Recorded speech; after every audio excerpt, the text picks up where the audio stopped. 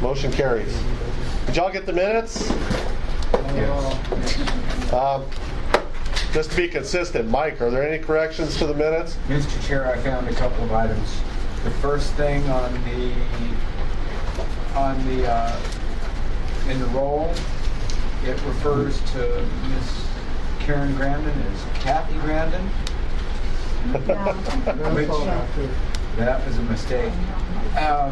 Okay, so we need to correct Kathy Grandin to Karen Grandin. That was the actual mistake. I did see a couple of other things. One was, I don't know if it was a mistake or if I'm just misunderstanding it, but it down in the motions for the post offices, above that, it had said these were not discussed at this meeting, but there was a difference between BEP and Apoc, so there was no determination.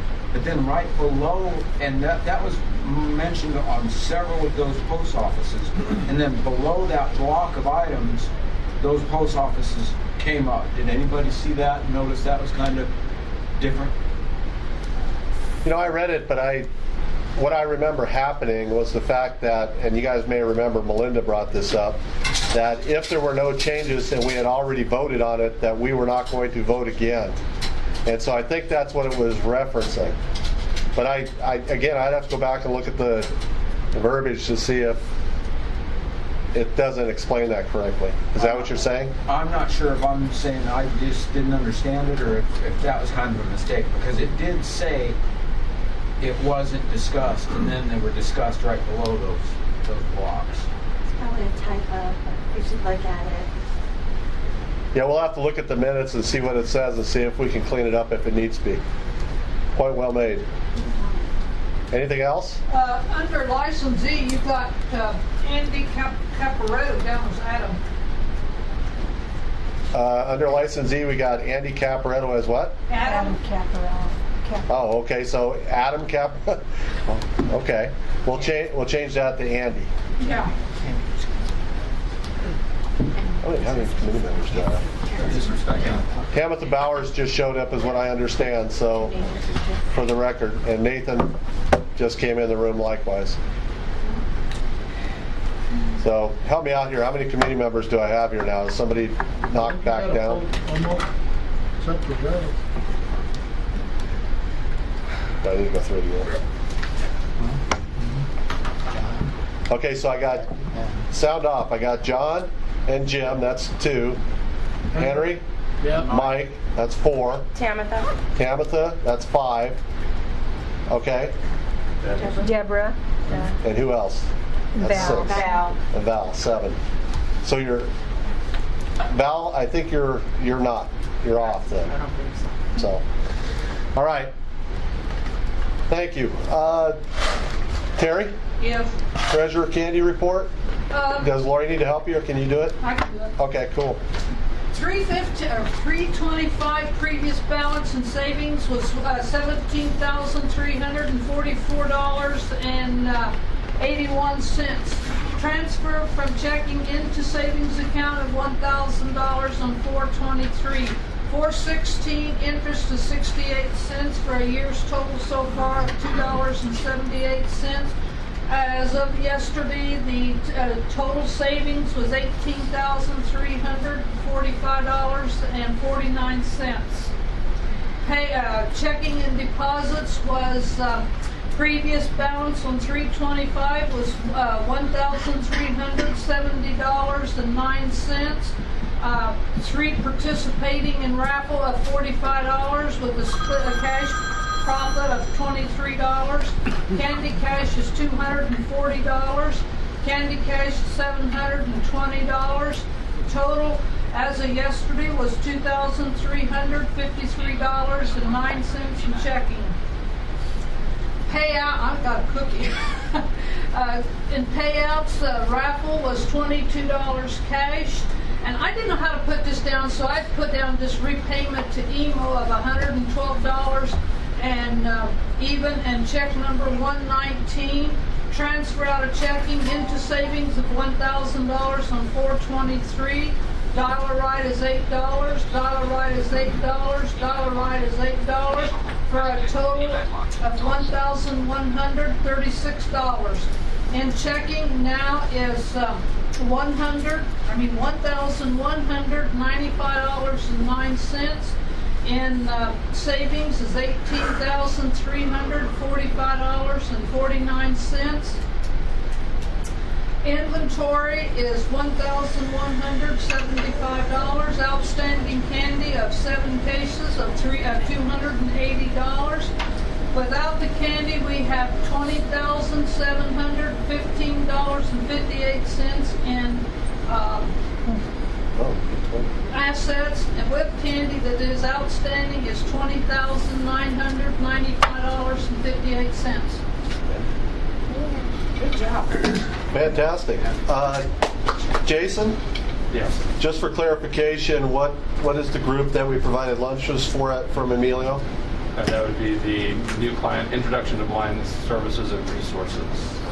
New VR clients that are starting out in the VR process. So it's reimbursement for lunches for that, I Terry? didn't know how to spell reimbursement. Jason And could, my spell check didn't spell check too well. Jason could probably email that to you if you wish. What, reimbursement? No, that whole qualification there. Are there any questions about the treasurer's report? All right, that'll be accepted and on file. Did you want to say anything more about candy, Terry? Okay, as of the first of the year, we've sold 700. We've sold 108 cases at a cost of, or profit of $4,320. The top 5 are Val Luttenberger at 21, Debbie Smith at 20, Scott Weber at 14, John Rowden at 13, and Steve Jimenez at 12. And that's it. And I got raffle tickets. Hey, Rowden, you want to buy 2 more boxes to jump over me? Sure. I'll Okay. buy 4 more boxes. We just sold a couple more. That's great. I'll take 4 more boxes. And raffle tickets, guys, we only had 3 people participate in the raffle last time. It was myself, Henry, and our secretary, Susie. And I won. I think Henry won $2. Yeah. Please get involved with the raffle. The account's growing by the candy sales and by raffle money. And yeah, we've had to use it in the past for attorneys and support of the Federation, etc., merchants. So let's keep buying raffle tickets. And Terry will sell them to you today. Any other questions about candy or the treasurer's report? Thank you, Terry. Fantastic job as always. You always do a great job. All right, Karen, is Nathan going to do our cost value analysis that we couldn't do at the last meeting? Yes. You ready? Nathan, I'll turn it over to you. You might want to get close to this recorder up here because you are soft-spoken. You guys remember what this is? Yeah. Well, we asked as a committee for a cost value analysis on turning in our receipts monthly and the amount of staff we have on board to verify all those versus the amount of money it actually brings back in from set-aside dollars to support that. Okay, so what we did was over a quarter, I had Donna track all of her time spent in processing the monthly reports. And that was broken down into several areas, and I'll give you the short figure here is basically that we spend an average of 3.67 hours per report to process those monthly submissions from the operators. Of course, I can't go back in time and tell you what it was before. My understanding of the situation is that what we're questioning is of a few years ago, I don't know exactly when, BEP requested that the operators provide additional information, not just a total dollar amount of their expenditures, but providing individual invoices for all of their food purchases. Correct? Correct. Okay. The way Donna explained it to me, because it was long before my time, is that prior to that, invoices were required for all other expenditures. For everything besides food, it was just food was allowed as an individual dollar amount to be reported. So you're still submitting invoices for your payroll, your other expenses, and things like that. So the requirement was added for food costs only. So I can't tell you exactly how many hours were increased because of that. But what I can tell you is that of the time that's spent here, there's about an extra hour that is added to each operator's report for the time that she has to spend to follow up finding or clarifying or fixing things on the reports. And those could be anything from simple math errors to tracking down missing invoices or asking for additional documentation. The additional set aside, there really isn't a figure associated with that, because in the end what really happens is that, let's say you have a $1,000 invoice that's missing for Shamrock. What she'll do is spend some time to try and find that invoice. If she can't get it, she will send you an email notification and say, hey, John Rowden, for example, you're missing this invoice. Please either provide the invoice or pay the, say, $200 worth of set aside that would come up from not having that expense counted. In the end, assuming it was a legitimate thing, John will find the invoice and there's no additional set aside collected. If the invoice was incorrect and that charge didn't really exist, he would eventually end up paying the set aside for it. But more often than not, if you're claiming the expense up front, we believe you really did have it. We just want the documentation for audit purposes, and you'll end up providing that documentation in some form or another. Sometimes it gets to the point that it's lost, it can't be found, it only shows as a line item on a monthly statement from the vendor, and you end up getting in touch with me and I put some documentation in there to allow the expense and it goes forward. So in the end, no additional set aside is collected. So the short answer to the question is we're not getting any extra money, we're not squeezing extra pennies out of anyone by requiring this documentation, although it does take us perhaps longer to process the information and get the needed information in the end. Approximately 4 to 5 hours per You're operator. looking at Well, the total is about 3.5 hours, 3 3/4 hours per operator per month total.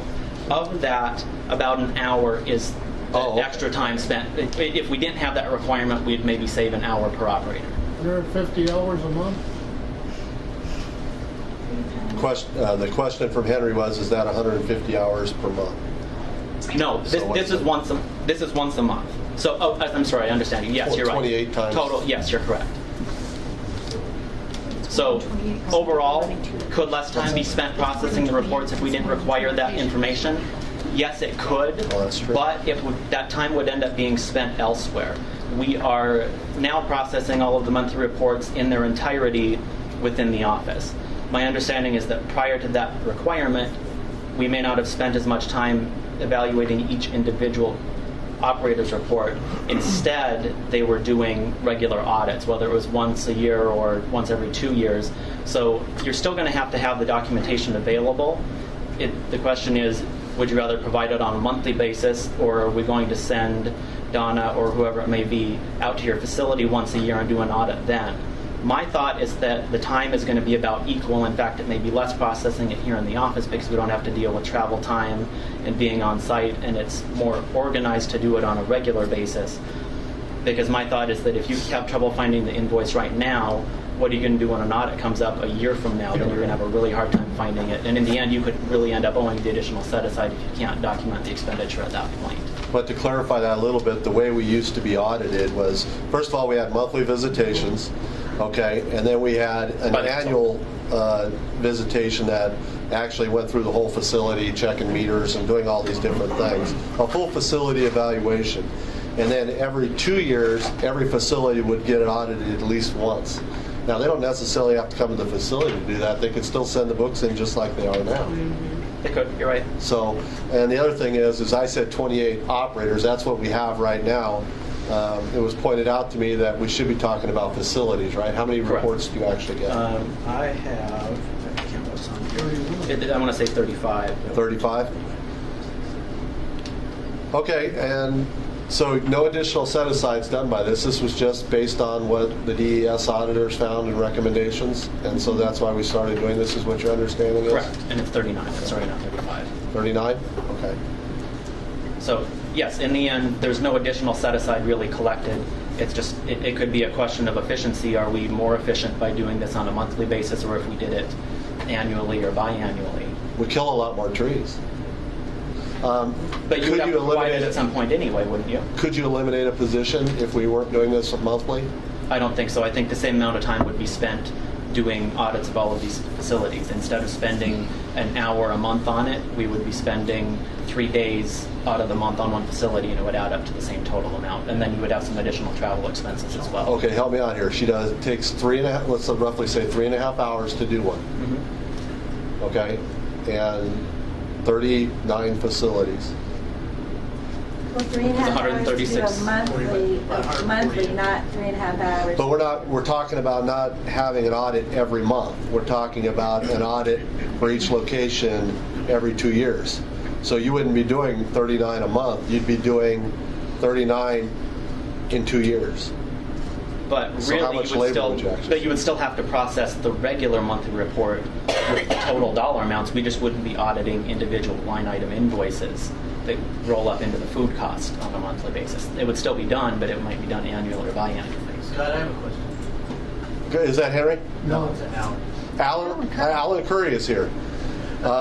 We're recording the minutes today, Alan, so that's why I said that, so it goes on there. Go ahead. From what I understand, Nathan, you said it takes like 3.67 hours to process an average monthly report. Correct. Of that, 1 hour is going over the invoices. The other 2.75 hours, or 2.67 hours, seems like, that seems like a long time just to go over. No, that extra hour. 2.67 hours. I see what you're asking. That extra hour is not going over the invoices. It's trying to get the invoices. That's the problem. It's her time spent chasing her tail trying to get the information to verify it in the first place. It's emailing, calling, faxing, whatever she has to do to follow up with operators to get the information. So if in my example from earlier, if John didn't send in that Shamrock invoice for $1,000, she's going to send him an email at the end of the month saying, your report looks good, except there's this one missing thing, please send it to me. If he does, great. If he doesn't, she has to follow up with him about that same invoice the next month, and the next month, and the next month, and then there's other ones added in along the way. So it takes a lot of time to go back and amend all of the reports when we finally do get the information. So we spend, say, 2.5 hours on a regular report on average every month. We're spending an extra hour just trying to get the information to complete it. How long, if you... So it's strictly follow-up. If you didn't have to verify invoices, how long do you think it would take to process a monthly report? I think it would save us that hour a month. It might save us a little more than that, say an hour and a half on average. I think it would still be a good 2 hours per report per month. Well, if you didn't have to review the invoices, it's mainly inputting Data data. input. Yeah, so how long does it take to input one report? I mean, it can't be 2 hours. It might only be an hour for actual input, but she's doing verification steps as well, checking that the stuff that you're sending in is adding up, that all of the items on the report add up, the individual invoices, the payroll reports add up, that things are filed properly. Those of you that have multiple facilities, she has to make sure that things are charged to the proper facility if you're running multiples. There's a lot of moving parts to accounting for everything and verifying the reports. Alan, were you finished? Yeah, I guess that I would look at it. I guess the conclusion would be there'd be definite savings in labor if we could have to verify it. I bet if we're not yielding any money set aside wise, and the amount of phone calls and frustration I get from dealing back and forth amongst the operators in the office, I mean, it probably would end up in a lot more peace of mind. There is a lot of frustration that goes on with the process. Is Donna the only one that works on these? Yes, it's her primary responsibility. So that's her main job is Yes. to, okay. I have a question. I have an accountant do my paperwork, and if there's invoices or anything missing, my accountant brings that up with me. So, I mean, how long does it take to process, somebody's monthly after, a professional accountant is gone? Well, it does take time, and unfortunately, you'd be surprised how many errors she finds that your accountant sends to us, not you specifically, but in general. It's common for her to find a math error or a missing invoice or something that your accountant may have counted that BEP may not be able to either. For example, your accountant may factor in a food invoice because she sees a canceled check or a debit out of your bank statement. We need to see the actual invoice, and Donna may not be able to count it without that. So there's sometimes discrepancies there as well. in the end, I'm all for making it more efficient and doing whatever we can. If the issue is coming down to us spending time trying to find missing invoices, I don't think the answer is to say don't have to do invoices anymore, because that takes away an accountability factor that the state needs for audit purposes. But we can look at doing all of our submissions electronically, for example. And Brad is doing this. I've got him set up, and he's the first one that's been doing it since he started in his facility at Mesa Courts. We haven't had any problems with his monthly reports. Nothing's missing. He takes his stack of his invoices as he comes in. As they come in each day, he scans them into his computer, and he emails us the entire thing in one big packet at the end of the month. And there's an accountability step to that as well, where if something's missing, we can't say you didn't send it if we really lost it here at the office, because he can say, look at this email file, you can see it right there in the email. And if something is misplaced or whatever, we can find it that way because it's sort of a locked digital copy and there's no changing it. If you can, when you guys are asking questions, just state your name first so Susie will be able to pick that up so she knows who the question came from. Hey Nathan, Tim? Yeah. Actually, that's kind of cool, but how do you guys handle the set-aside payment on something like that? Well, you would still have to send in your actual report. What he's doing is sending in all of his invoices along with an electronic copy of the set-aside report. You still have to sign a copy of the report, whether you're scanning it or mailing it. You still have to mail in a check. Okay, I thought you said he was sending in his report too, so it's just all the invoices. Yeah, he is sending in the report as well, but you can sign that and fax it in or scan it in or mail it, whatever it might be. I mean, I'd love to see us take credit cards to be able to do everything electronically, but that's down the road. So until that point, we can do it in baby steps and scan your invoices over. It'll save some postage for you guys. It'll save paper for everyone.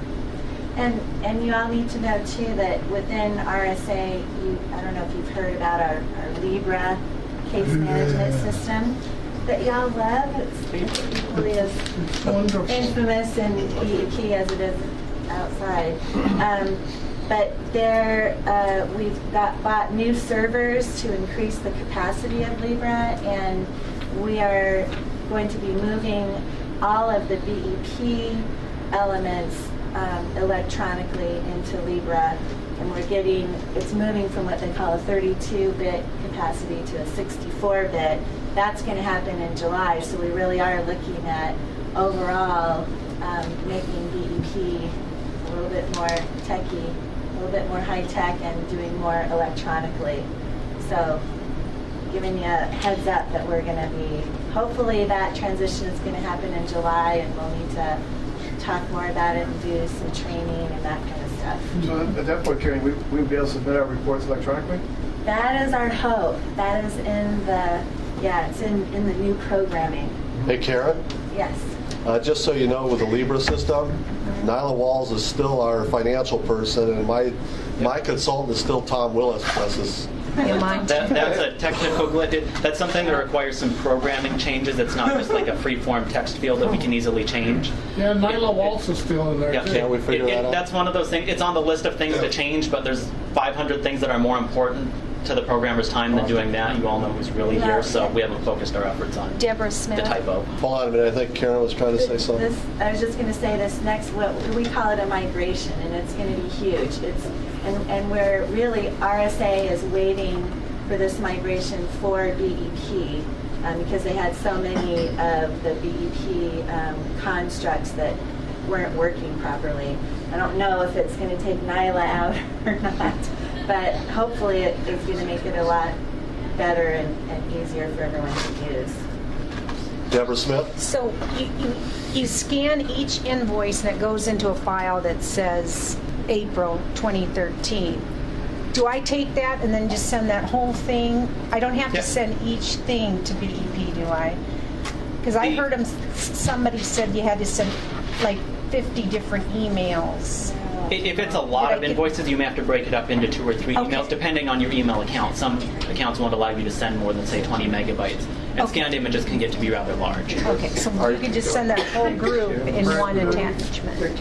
Yeah, you should be able to send the entire folder. Okay. And we're trying to look into some other options, like using a service like Dropbox or some other online submission that we can use. We're still sort of developing some conceptual procedures around it to make it as efficient as possible.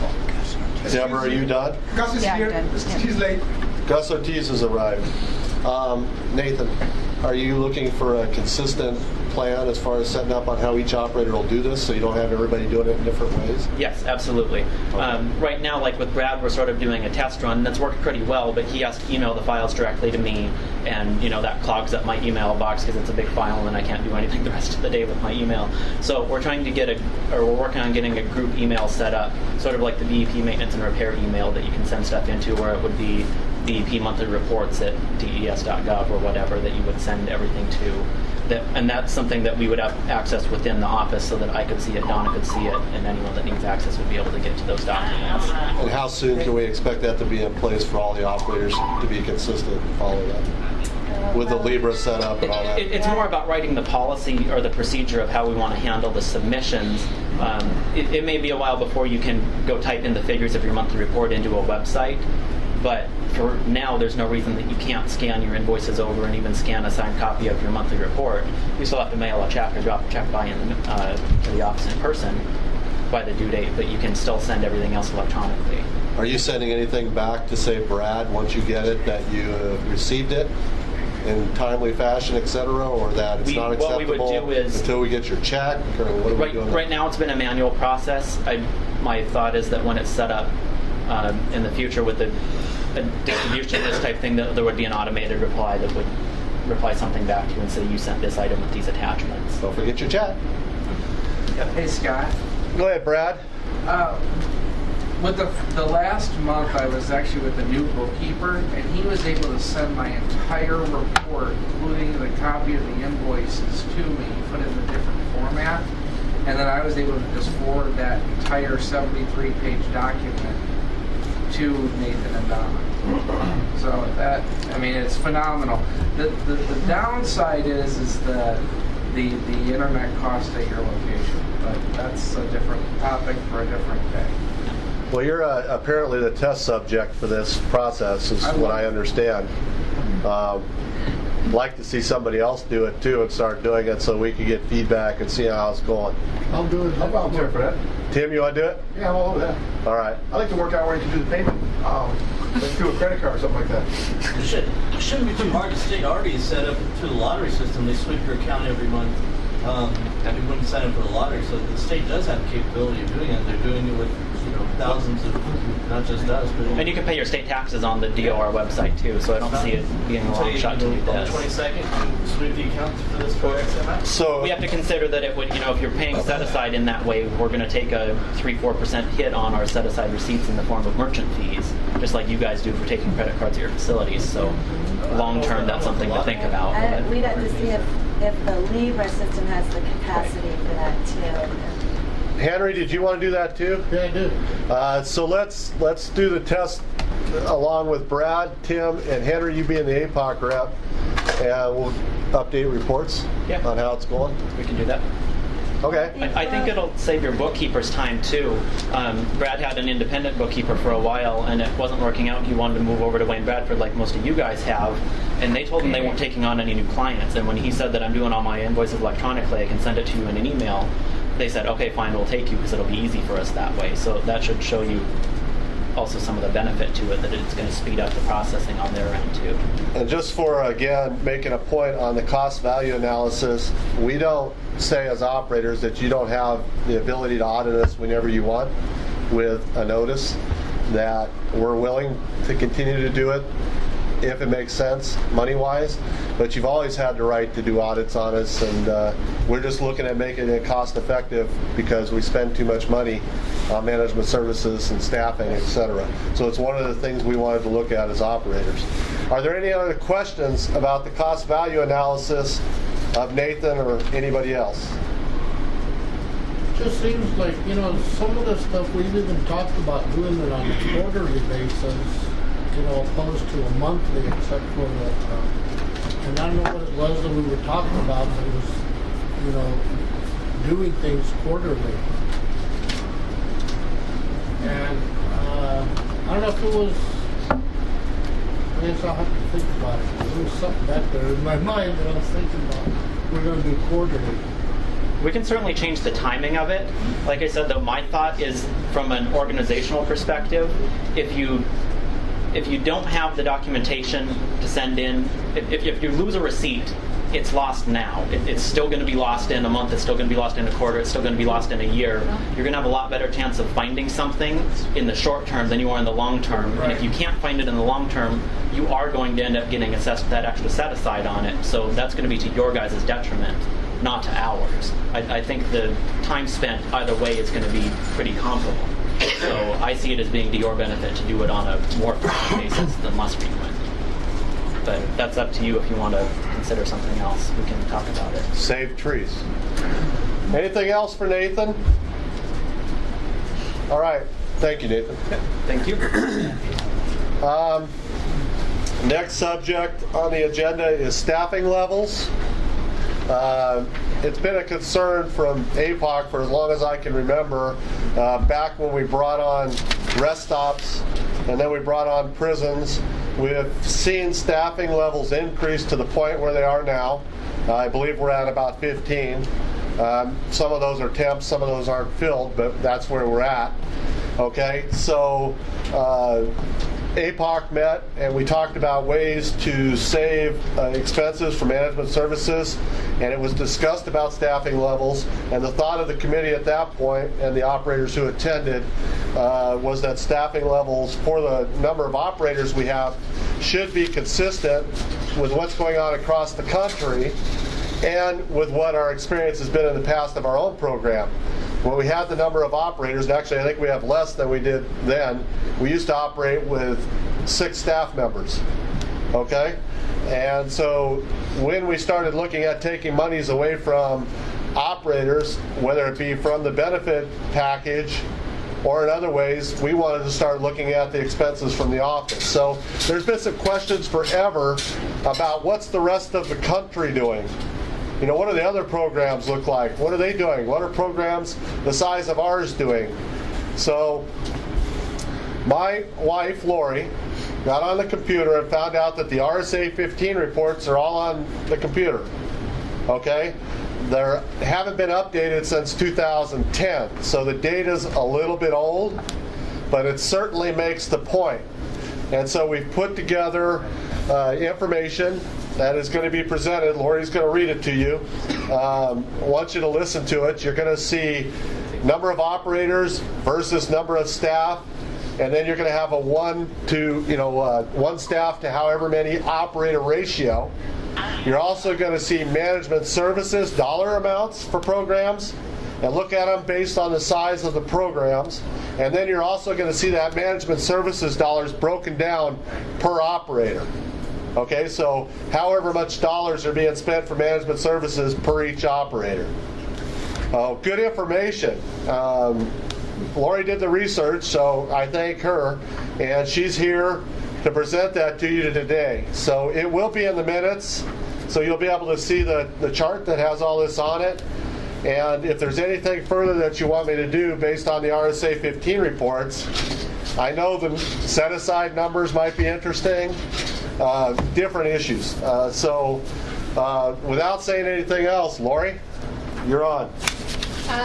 So this is all data from 2010 RSA 15 reports, and I'll start with Arizona first since it's the most relevant. At that time, there were 36 operators and 12 agency personnel, which was a ratio of 3-to-1. Management services spent for that year were $1,096,405, which works out to $30,455 per operator. And the current ratio for 2013, the way it sits now, is 1.86-to-1. And states that were comparable at that time, Iowa had 32 operators. They had 4 agency personnel, which was a ratio of 8-to-1. Their management services spent $333,402, which equates to $10,418 per operator. Massachusetts had 36 operators, 3 agency personnel, which ratio of 12-to-1. Management services $193,784 per operator, $5,382. Mississippi, 37 operators, 9 agency personnel, 4.1-to-1. Management services dollars, $313,045 per operator, $8,460. Nebraska, 26 operators, 2 agency personnel, 13-1. Management services, $126,365 per operator, $4,860. And one more example, New Mexico, 27 operators, 4 agency personnel, 6.8-1. Management services, $384,827 per operator, $14,252. And I did an average for the whole country. The operators per staff is, for the whole country, is 6-1. And the average management services per operator is $13,281.56. And roughly, guys, right now, we have 15 staff and 28 operators. Question, Scott? Tim? Kind of interesting, actually. The ones that are comparable to Arizona, if I get it right, was the highest was about 360, 380,000 on the management costs? Somewhere in there, right? Yeah, 384. Okay. Any idea what their median income in those states is compared to ours? It's on here, but I did not prepare that for you. You don't have that with us, do you? No. I did do that. I did look at some of that, and it ranges. Scott, It was does that around have 50 to mostly? 60,000. Hold on 1 minute. What'd you say? Say it again? I didn't hear you The right. ones that I looked at, like California, I looked at some of the bigger ones. Yeah, but let's compare For the ones those that ones, the ones you read, yeah. I'd be speaking off the cuff, but the ones that I did look at, and I don't remember exactly which ones they were, I think the lowest I saw was 30,000. Most of them averaged around 50 to 60,000 annual income per operator. Of the ones you just read today? you're talking about? No, I don't know which ones. We don't have that information here because that's not what I was asking for, But I can do that. I can do it. Help you. No, the reason I'm asking, I'm kind of curious why they're spending such little on management costs, where we're spending, what, over $1 million? What's the reason? That's the point. What do you think, Mr. Chair? Henry, I think you asked for the floor next. Yeah, I just was curious, on those other locations, are they mostly cafeteria style or food service opposed to vending? Do you have any of that information? It's all of them, but it does not break it out. Doesn't but break it out? It does break out rest stops and things like that, where some states have like 20-some rest stops being ran by operators. Yeah, because Iowa was all rest areas. It's all vending. Vending. It's not all rest. Not rest areas, vending. Deborah Smith? I was going to say, I do know about 2010. In Iowa, I believe it was 42,000 was the average income, but it's all vending. No cafeteria, routes and rest areas. No prisons, no big things like that. And the way we did it is we did most of the minor repairs, switching in and out, coin mechs, validators. And we had one staff member, and you just called him when you had an issue you absolutely could not figure out, and he came out to see you within a few days. And we called that continuing education. And so we had no repair. You didn't call GAD and have them come out. If you did, that was at your cost, because we also had no set aside. That's an interesting subject. There's actually a study I need to have done that points out some of that service and maintenance and et cetera, but not at this point. Go ahead, Deborah. Yeah, and then we had the other big thing. We had these 2 white glove inspections by the staff, and I don't like that. But I mean, you had to really do a lot of maintenance, a lot of pre-maintenance, a lot of pre-clean, and that sort of thing. And they really were into the pre-maintenance of our machines. We didn't wait till. But that's kind of how we did it. And then we had just it says on there 4, and like one person was a part-time secretary. They're down a little bit. They're down in locations and I do. staff. So I can do the bigger ones if you want. Do you guys want to hear any of the bigger states that have more locations? We have that too. Can I ask a question? Go ahead, Karen. How many consultants did you have in Iowa? Well, out of those I think 4? they're 2. So Well, yeah, I don't know how they're, like, are they listed in the secretary as 1, and then we had a program manager, and then we would have had 2 consultants. we had a woman retire, and now they're down to one consultant, one program manager, and then that part-time secretary.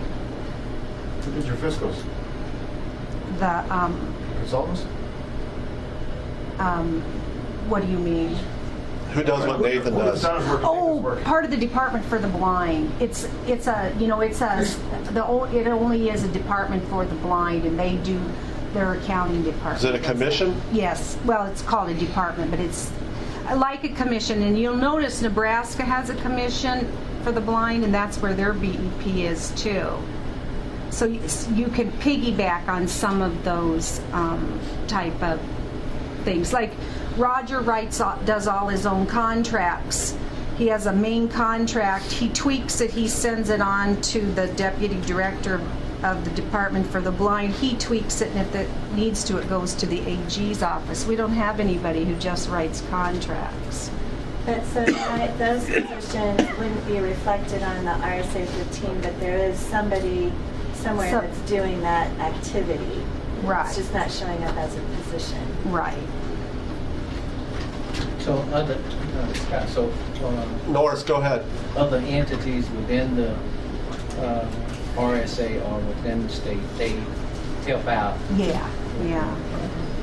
But our program manager did a lot of that kind of stuff. We pay actually a percentage to Right. RSA to cover that additional support. And we paid that too. So You did too? that would come out of our budget. What is it, Karen? Is it 6 or 7%? Or Nathan? It's about 7.1. Okay. And that's paid from what dollar amount? Gross sales? Net profit?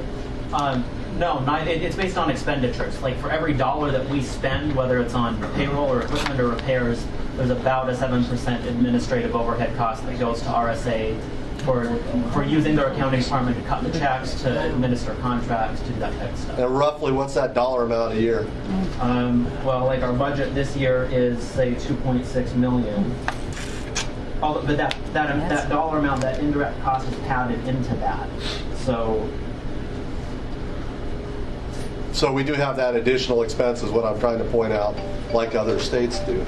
There are 2 states that are similar that have issues like Arizona. It's West Virginia and I think Connecticut. Yep. They both did not look very good. There are some states that really stand out. That ratio is like 1 to 15.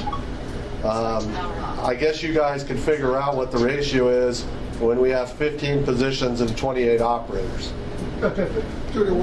So when we're looking at trying to find monies to cut back so we don't have to find monies in some other category, such as operator benefits, we should be looking at some of the management services and staffing levels, and that was the point of this whole conversation.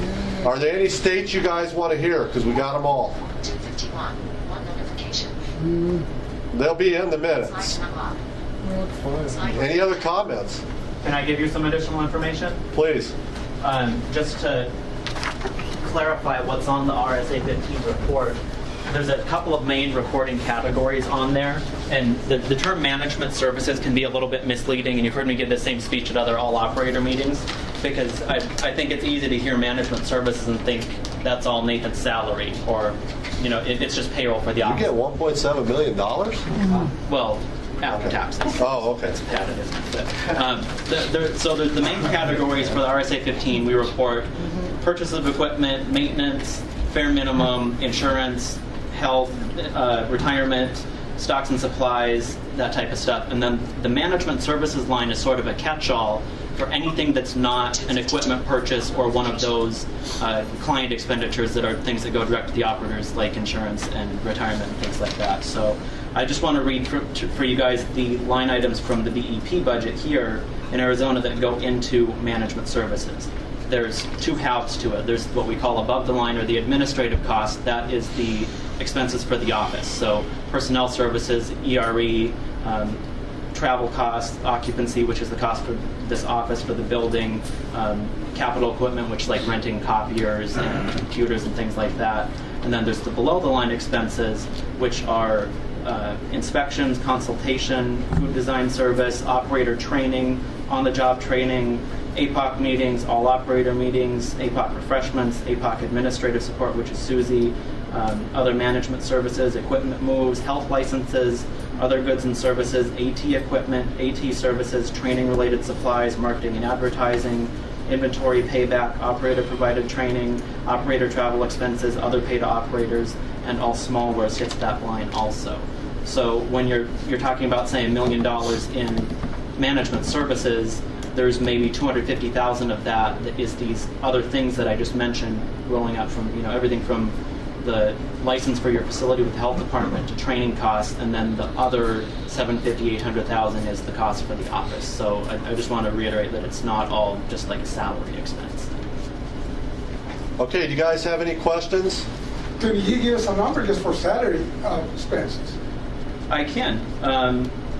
For this year, we have budgeted $317,000 for salaries, $148,000 for ERE, $225,000 for P&O, which is salaries but temporary staff, $5,000 for in-state travel, $5,000 out-of-state travel, $30,000 for other operating expenses, $100,000 for occupancy, $1,000 for capital equipment, $5,000 for non-capital equipment. And what's the total of just that? $836,000. Damn. That number for salaries, is that including the additional costs of their office salaries? No. That would more likely be the ERE line. That's payroll taxes, vacation time, sick time, that type, and health insurance, that type of thing. So people that are on temporary get paid twice as much as people that are permanent. No, the cost is actually the same. It is?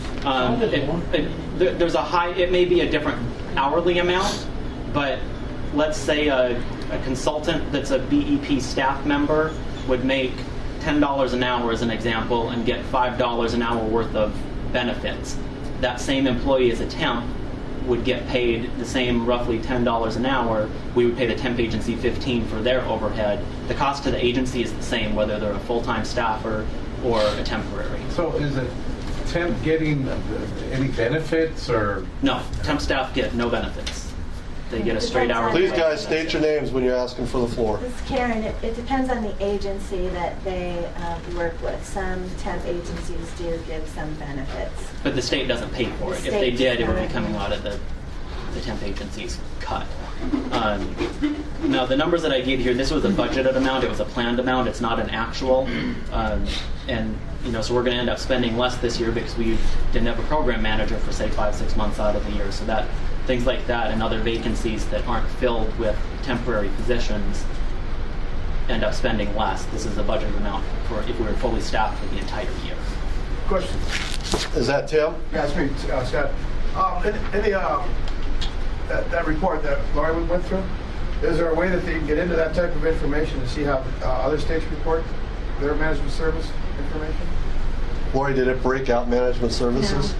Yeah, I don't think it breaks it There out. are all the other expenses listed. I may be able to get it from like my counterpart in another state. The RSA 15 report that's actually published, when I go upload our information to the Fed RSA 15 site, it's like a 2-page, it's like a cover sheet, kind of like your monthly report. It only shows the dollar amounts. They don't see the individual detail. I would have to get that from the states. According to you guys, we're paying what, about $100,000 plus to maintain this building? I know where a lot of the states they're stuck in some other government building, in the corner or whatever. I don't know if they pay rent within that government building or not, but It depends on, they would be allocated in some form or another. Yeah. I mean, it's hard to really compare unless we're comparing apples to apples in other states with the data. Well, that's why I wanted to I know, that's why remind we you can about see what other information we get from other states. We could try, this is Karen, we could try to do that for maybe those top states. And in fact, I wonder if Terry Smith might even have shed some light on that as well. Well, we'll make sure he receives this because I know it's one of the pet peeves amongst the operators. Real quickly again, before we're done with the topic, Lori, Yes. could you just read the ratios from one operator to how many staff in the states? I just want you guys to listen to this. For all the states? Just the ratio. I don't want to go into dollars. Alabama 3.2 to 1, Alaska 2-1, but they only have 6 operators. Arizona, 3-1. Arkansas, 4.3-1. California, 5.6-1. Colorado, 4.4-1. Connecticut, 3.7-1. Delaware, 2-1. Again, it's a small program. District of Columbia, 2.3-1. Florida, 18.6-1. Georgia, 5.5-1. Hawaii, 20-1. Idaho, 9-1. Illinois, 9.5-1. Indiana, 12.6-1. Iowa, 8-1. Kansas, 6-1. Kentucky, 5.4-1. Louisiana, 9.9-1. Maine, 4.7-1. Maryland, 7.5-1. Massachusetts, 12-1. Michigan, 9.6-1. Minnesota, 6.9-1. Mississippi, 4.1-1. Missouri, 2.3-1. Montana, 1.5-1, but there's 3 operators. Nebraska, 13-1. Nevada, 2.7-1. New Hampshire, 4.5-1. New Jersey, 6.9-1. New Mexico, 6.8-1. New York, 4-1. North Carolina, 8.2-1. North Dakota, 2-0. They don't have any agency personnel listed. Ohio, 10.8-1. Oklahoma, 5.1-1. Oregon, 11.5-1. Pennsylvania, 10.3-1. Puerto Rico, 2.5-1. There's 5 operators. Rhode Island, 4.7-1. South Carolina, 8.7-1. South Dakota, 5-0. There's no agency personnel listed. Tennessee, 6.7-1. Texas, 7.6-1. Utah, 2.8-1. Vermont, 4-1. There's only 4 operators. Virginia, 3.1-1. Washington, 6.3-1. West Virginia, 1.9-1. And Wisconsin, 8-1. Again, the average is 6-1. 6-1 average, and what are we right now? 1.86-1. What were we?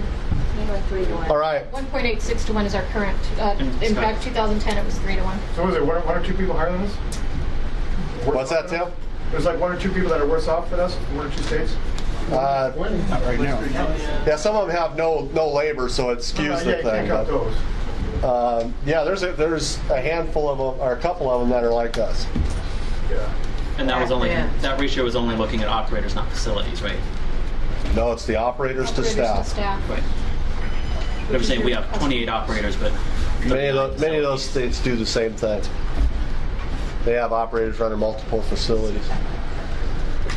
Any other questions about staffing levels? This will be in the minutes, so if you want to look up information, if there's other information you want to get off the RSA 15 report, we can look it up. I'd like to thank Lori for doing the research for us for this, so thank you. You can have a free cookie that you brought. That's why he gets paid the big bucks. All right, we're going to move on. Vending routes and vehicle depreciation. Karen, I don't think there's anything more on vehicle depreciation at this point, is there? But we are working on it. Would that be true? That would be true. What I'd like everyone to know is that we have definitely been working on it. We haven't been idle. We've met with RSA, we've met with DES accounting. I'm still hoping that we will be able to come up with an answer that you like, which is why we're still postponing a final decision. But I gotta be honest with you. So I will always keep you updated on what I've been doing. You may not like what the answer is, but where we're at right now is that we met with DES accounting, and they said, well, you can do vehicle depreciation, but then DES becomes the owner of the property. Nathan, you'll have to fill in where I get this wrong. And then we invoke all of these other rules and regulations that have to do with capital equipment through DES, and what we view would be additional staff time spent on monitoring that. So that's where we're at. And just so you guys know, it's not done yet. We're still working on it because I totally disagree. No ownership has changed. Depreciation is the loss of the value of the vehicle for using it what you use it for. The vehicle is required of you to operate your locations, and there is a residual value at the end. Now I do have some feelings about property that we write off service and maintenance for and all those kind of things that, like the other equipment, that BEP may have the right to be able to have first right of refusal on purchasing the vehicle after you depreciate it out, but that is still yet to be determined likewise. Until we get the firm position from Karen, I don't think there's any more action we can do. I certainly would encourage the IRS on being asked that question, and accountants, some of your accountants, about depreciation and how other businesses write off depreciation. There is not ownership changed. And so this is, again, I'm sorry, I can't go with that stuff. So it's not done. So that's part of this, and we just wanted to fill you in that it's not a dead issue. It's still being worked on at this point. Hang on, Yep. I got a question. Go ahead, Tim. You gave me an idea, Karen. Okay, you said if in the event we depreciate our trucks, the state would retain the right to own them? Yes, and they actually, I think it was 5 years that they depreciate the vehicle. Would they be willing to buy us some trucks? I think you're misstating it. It's not a right to buy it at the end of the depreciation schedule. As a different example, if you go out and buy a new iPhone and it's $500 and you put that on your operating statement, I'm going to call you and say, Tim, you can't count that expense. I'll allow your monthly phone bill, but if you want to write off your phone, that phone becomes BEP property. Or if you go buy a new printer instead of going through the normal procurement process, if it's something we should buy for you. I'm sorry, Nathan, that's a whole different issue. They were saying that this was to be viewed the same way. I'm telling you what DES is. But we're talking about the purchase of the vehicle. We're not talking about depreciation. I mean, the purchase of the vehicle is different. Depreciating the vehicle out based on usage and the residual value is a whole different issue. It's commonly used in industry. Hey, let me get back to my original point. Go ahead. Because I was told way back when that the state would not purchase vehicles because they didn't want to be liable if anything happened. Yeah, and that. But the way it sounds now is that, if we did depreciate them through you guys, they could retain ownership. So indirectly, they would be liable. Right, which also then, when I said. It's not funny, this is serious stuff. Come on, guys, listen up. When I said it invokes all of the other DES policies and capital equipment, you're right, there would be liability, there would be all kinds of insurance stuff we would have to figure out then, and I mean the operator and BEP. I think there would be an incredible amount of additional red tape involved in this. I mean, I'd rather have them just buy my truck. Scott, Gus, go ahead. just a comment. Well, if it is the case, why can they buy vehicles for vending routes? Then they can maintain it, and when we cannot use that vehicle anymore, buy us another one. No, that'd be fair. Scott, can I just say one more quick thing? Gus, are you done? When Gus is done? I think he sort of asked the question, so let's answer his question first. Gus, I personally think that the way Randolph-Shepard law is set up, you're not supposed to have any out-of-pocket costs when you go into a location. Certainly purchasing a vehicle, finding a storage facility, doing all the things related to it cost you a lot of money. Maybe some of you guys that have bought these trucks could tell me how much that amounted to when you started. And so there could be an argument made. But you got to be aware that if it turns around and starts that argument, we go back to what was stated to us originally, that if we have to buy trucks and things, we're not going to go into these type of locations. Correct. And so what we've done is we've agreed to go forward and do that. We haven't had a challenge in the past about this. Somebody could easily challenge it, and it could create a nightmare for all of us. But the point is if it's a legitimate business expense, why can't you expense it just like private industry? Yeah. And I think it's outrageous. And I think to hear some of the comments coming back about ownership, insult my integrity. Well, Tim. So, hold on a minute, Karen. Tim asked for the floor next. No, Karen can answer. That's cool. Now I'll just follow up with a quick question. Okay, so you withdraw? Well, no, I'm going to let Karen finish up, and then I'm just going to ask just one quick question. well, let me just, a couple years ago, we went to Oregon. Not Oregon. Oregon went to Indianapolis. That's a blast. And their guys out there, the state purchases their trucks. So I don't know if you guys could talk with them and see.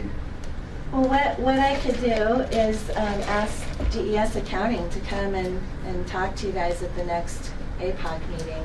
If that would be. Let's ask the IRS to come and talk to us about it. Good idea. Have them both. I can too. That's Yeah, have them fine. both. Let's invite everybody. Let them both duke it out. Let them what? Let them both duke it out. The IRS and the state. That ought to be an interesting meeting. Very dry, but very interesting. Scott, this is Alan. Alan, go ahead. Sure, I mean, if you follow the rationale of the state with the direction they want to go, that means they shouldn't even allow any kind of repair expense, whether I have tires or brakes or a fuel pump or a windshield or a water pump or anything, because if that's the case, then they own those parts. You are exactly right, and I'll tell you, Alan, that came up when we brought up this issue. And so when we start asking questions, then they start coming in, yeah. So when So mine breaks down again, I'll give you the old part. No, it's the Arm and Hammer of the Soviet Union. To bring up some issue, we'll pound you some other way. Did somebody else have any other questions? This is not a dead issue, and actually I just wanted to touch on it today. I didn't want to really get into it much. I know you didn't, Scott. Scott actually said, don't go into it, but I do want you guys to know what we are doing on your behalf, and there has been a great deal of energy, and the intent is not to not do this, but to really make sure that we understand what the impact is going to be. The intent on the part of DES Accounting may be to not do it, but it certainly is not coming from DEP. At least the one thing you didn't tell me is we'd have to add another staff position if we did. Two? I'm sorry. We need a staff mechanic to do your oil changes. The other part, and we'll keep you apprised of what happens in the future with this, but the other part of this was, we have had some good meetings with cafeteria folks working on prices and standard pricing. We met with the vending route folks. We met with the prison guys and talked about some things. There's still some things out there with the prison guys. Jan's been out for a while and she was taking the lead, so we got to get back to that when she gets back. But the vending route meeting was very interesting because we talked about boundaries, which we haven't done in the past. And so boundaries of the Mesa Chandler route, Doug, the Scottsdale route with Gus, Tim's route, which is all of Arizona, the new Phoenix route, the Capitol vending route with Adam, and did I leave anybody out? I think that's all of you. But we had a very good conversation about setting boundaries. I said Doug at the beginning. And so right now, you guys are going to hear those boundaries. And what the commitment is if, say, Tim has vending machines in Adams' area, they're not going to change management right now until Tim should retire or move on. Then they would, if they fell in that territory, they would go to that territory. Okay, so we're not harming people by this from what they've already been doing, but the future machines that come online, what this will do is eliminate the controversy which we had with the military entrance facility, with the veterans building, with the police building, which will continue on and on every time one pops up, because everybody wants to optimize their profits and their businesses, and I don't blame any of them for trying to get whatever they can get. Okay, it shows they want to do more business. So we have the boundaries now, and Karen, are you going to go over that, or? Sure, I can go over that. So this has already been shared with Adam, Tim, Gus, and Doug, and Please listen up. Okay, so we also, I'm going to just label these or call these by name of route instead of operator, because operators may change, hopefully not soon, hopefully you guys aren't going anywhere, but I labeled them by direction, like north, south, whatever. Okay, so east of I-17 to Tempe or the Maricopa Freeway. So this boundary is all of that property east of I-17 until it bumps up against Tempe is Tempe and Paradise, Scottsdale. Scottsdale. You guys have to help me with She's my- from Flagstaff, guys. She just, okay. help me with my Phoenix geography. So that would be Central Maricopa, and that's currently Adam, vending route 1VR0989. Then we have Northwest Maricopa, which is everything west of I-17 and north of Indian School Road. So we sort of did these into quadrants, sorta. That's currently Tim Mead, and that's 1NV0660. Route number 1VR1091 is Southwest Maricopa, so that's again west of I-17 and then south of Indian School Road. That's Tim Mead currently. Route 1VR0548, which is we're calling Northeast Maricopa, and that is Scottsdale and Tempe, and that is Gus. 1VR0447, we're calling Southeast Maricopa, and that's everything east of Tempe or east of the Maricopa Freeway, which I think is 48th Street, and then south of the 202, and that's Doug. So now, again, nobody's going to be losing or taking over locations that are within somebody else's boundaries, but when we come up with a new vending location, we can assign it based on these boundaries. Any questions? Those guys that haven't seen their emails today, that Gus has resigned from the Scottsdale vending route, and it has been announced. It actually went out today, so if you haven't seen your emails, you don't have it yet. And Gus, for some personal issues, needs to take some time off, so he's backing away for a little bit until he can get himself back, and then he'll be in the fight again. He wants to go to Guadalajara.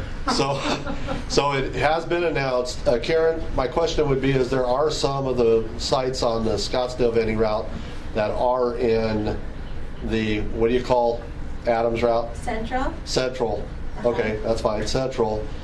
Because there is a change here, should they not go on that one? University. The one on University is 16th Street. I guess what I'd say is you probably have to look at the locations, the announcement, the addresses, but there are some that would fall in Adams, and since there's going to be a change of operator, that this is what we're saying. This is when it would. Yeah. Scott, Hold on a minute, let Karen answer. I think that was my intent, is when something changes over or somebody, one of the operators leaves, then we would align with the boundaries that we developed. So we have to look at that probably since it's out. Gus? roughly is about 6 locations, total about 12 machines. The ones that are in the Phoenix. University, Phoenix area. Central, I'm sorry. Yes. Central vending. Yeah, roughly 6 locations, 12 vending machines. And just so you guys know, you may see larger territories in some areas and a smaller one, say for Adam, but it's a very densely populated government area. And so there could be more locations based on that demographic. So, any questions about this? Long time overdue. Yeah. Crazy. Very cool, and I thank Karen Grandin for being so aggressive with getting this set, because she had to deal with the controversy every time one of these things popped up. So we got this one done pretty quick, and all parties were involved. So, all right. Can I have the nuclear plant? That's in my territory.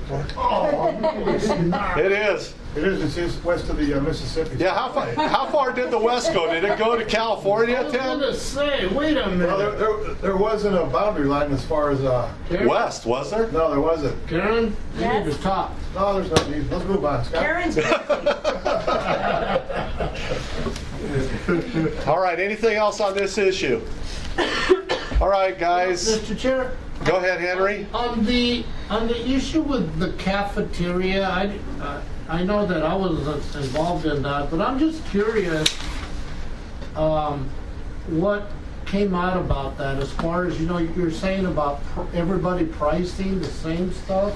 Deborah, do you want to address it or do you want me to? Well, we got together and with Val and Scott, their experience, and we have quite a few new people, especially at the Capitol area. Myself, Darren, and Patrick, and we just kind of shared portion sizes, prices, policies. Like I have just started I have no refill. I have a no refill policy that started Monday, and that has been a huge issue at the DOR. But I think it helped us. We've went through everything: grill items, deli items, and I think just getting together and supporting each other with these policies. Val and Scott give us history and their experience, and it's just really been helpful. It really gave me the confidence to take that refill thing away. Don't forget Amelia. But Emilio was there at the last one. And I think it gave Patrick the confidence to take away the refill. No refills. and just we've been just different things come up. That's kind of it. Yeah, looking at purveyor pricing, things of that nature too. Just in general, again, in the portion control and the size of portions and all those things were considered in. In other words, a lot of the folks are using quarter-pound hamburgers, where some of them are using third-pound. So obviously, you can't price those the same. So Right. Everybody was looking at all the information, both from a static standpoint and from menu specials that go on your weekly menu. So it was very productive. And I think we're going to get together again in June, and we're going to get our menus. I know prices are going up July 1st at the Department of Revenue. And sometimes, like, some things had not been raised for years in some of our locations. So it's just good to get together because, we have customers that go back and forth and they'll say to Patrick, well, the DOR does it this way and Val does it that way. And it's just good to know what everybody's doing. Question for the chair. Go ahead. Benjamin Hoff here. Go ahead, Ben. Are there minutes for that meeting? Actually, Cindy was involved, our consultant, and she took notes and things of that nature that she's putting together. We've had 2 meetings. There will be a 3rd one. All the pricing hasn't been implemented, but anybody that was involved can implement it whenever they want. But we are looking for the process to be able to notify grantors, posting the changes, etc. So, yes, there are minutes being kept. I don't know how extended, what the extent of them are. By the way, guys, if you guys don't know who just spoke up over here, this is Ben. Ben was an employee of mine over at the Capitol. He's a blind guy. Ran the register, did a bunch of work around there. It wants to be a journalist and write books and etc. And he stayed working for Darren when Darren took over. Wasn't too interested in BEP. Guess what? He's interested in BEP. Yay. Fantastic guy. Welcome, Ben. I would like to get those minutes. We'll talk about that. Yes. We probably aren't going to put them out there for other than operators because for certain reasons. And we'll talk about that. Thank you. Henry, did I answer your question? Thank you very much. Yes, it did. Any other questions? It's your break. I'll answer that one in 1 second. Okay. Real quickly, you guys have been getting better pricing from Pepsi. You got better pricing from Vistar, and we're sharing pricing in the cafeteria end that I think for hot dogs alone you save like $1 a pound by buying from a different purveyor, but they ran out of hot dogs. You bought them all. You guys bought all the hot dogs. But anyway, so work together. It's good to work together to save money and to optimize your profits, because real soon now we're going to talk about the new profitability percentages. And so with that, I think we can take a very short break. Mr. Chair, Mike? while you're on that subject, I just wanted to share an email I got from Lori, who's with G&J, and it had to do with Amerisource. She said, hey, I see that you signed up with Amerisource. Do you want to, are you really going to go through with Amerisource? Are you going to stay with the Pierre BEP rebate? It shows she broke it down. Our records showed through the Pierre rebate, you'd have got $350 for the entire year. For the quarter, you're going to get $500 from Amerisource. So do what you want to do. The Amerisource rebate was way larger than the Pierre's BEP rebate. Thank you for that. All right, guys, let's make it a 10-minute break because I know we've got a lot of surveys to get through. So very quickly. Thank you.